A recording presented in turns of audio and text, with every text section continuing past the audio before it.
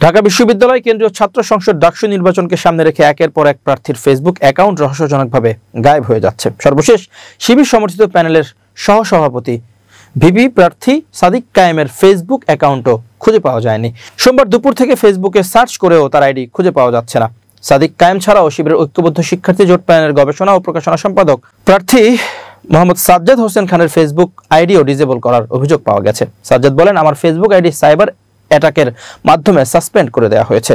আমাদের প্যানেলের অন্যান্য প্রার্থীদের আইডিতেও ক্রমাগত সাইবার অ্যাটাক হচ্ছে।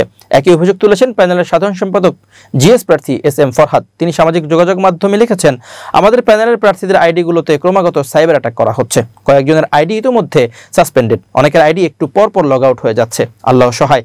এর আগেও একই ধরনের অভিযোগ করেছিলেন ছাত্রদল সমর্থিত জিএস প্রার্থী শেখ তানভীর বারী হামিম। তিনি তার ভেরিফাইড ফেসবুক আইডিতে পোস্ট করে জানান, বারবার সাইবার অ্যাটাকের মাধ্যমে আমার আইডি ডিসেবল করা হচ্ছে। প্রিয় ঢাবি শিক্ষার্থীরা, আপনাদের কাছে বিচার দিলাম, আপনারাই আমার শেষ আশ্রয়। ইনশাআল্লাহ দেখা হবে বিজয়ে।